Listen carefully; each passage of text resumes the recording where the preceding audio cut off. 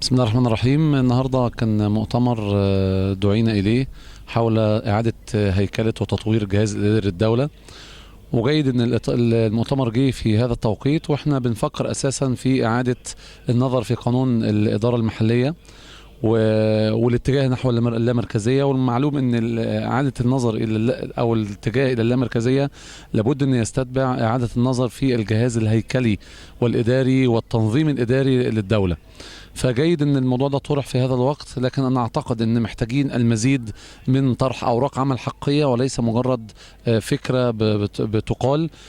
مصر دوله مركزيه بقالها فتره طويله جدا. الاتجاه نحو اللامركزيه والاعتماد على الذات والاعتماد على جهود المحافظات بشكل او باخر، الكلام ده كله محتاج فعلا مشاركه كبيره من الاكاديميين ومن التنفيذيين ومن مجالس الشعب والشورى ومن كل المتخصصين ومن الشعب المصري. محتاجين افكار كتيره ومحتاجين الكلام ده يتم صياغته ثم بعد في اليات، بحيث ان احنا واحنا شغالين عاكفين او الجمعيه التاسيسيه عاكفه اليومين دول على صياغه الدستور. الكلام ده لابد ان هو يوضع في داخل الدستور حتى ينتج بعد ذلك عده تشريعات تخدمنا في اعاده الهيكل العظيم والهيكل الكبير والجهاز الكبير البيروقراطي الموجود في الدوله، بحيث ان يتم بالفعل التعامل معاه بحيث ينتج انتاج حقيقي ولا يكون معوق كما هو وضعه الان ضمن التراث الانساني الذي تركته لنا الانظمه البائده. شكرا.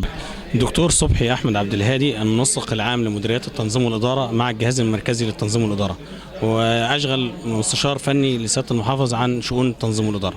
أهم النقاط هي التحول الصحيح وتغيير مسار الثورة لتحقيق مكتسبات الثورة اللي كان بينشد إليها المواطنين من قيامهم من ثورة 25 يناير، حيث أن معظم وأغلب الشعب لم يجد تغيير بعد الثورة، وده مرجعه الأساسي اللي وجدته مديريات التنظيم والإدارة، ان هو ما كانش فيه تعديلات تشريعية او تصحيحات لمسار الإدارة وانتقالها من المركزية المطلقة الى اللامركزية، حتى بنسبة تسمح للمختصين والقائمين على الامور التنفيذية في المرحلة ديت الى معالجة الاشكاليات اللي واجهتهم من تراث كبير جدا من المشكلات في خلال فترة زمنية اكبر.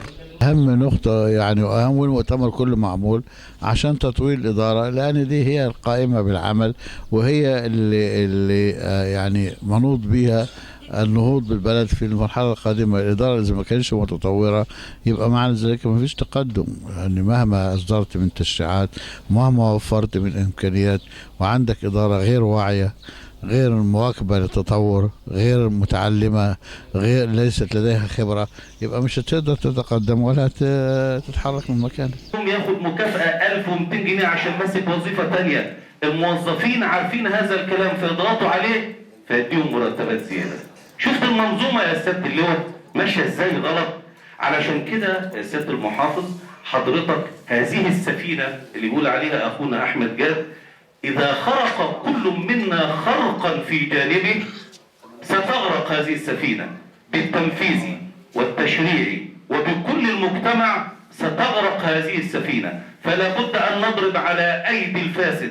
لكن هو فعلا وضع ايده على ان هذه المركزيه الشديده بتجعل المحافظه عندها اعاقه في القيام بعملها، في انها تحاول انها تحل مشكله تطلع لها مشكله ثانيه. فطبعا احنا دلوقتي قدرنا نفهم كلنا ليه في اعاقه شديده في عمل المحافظه.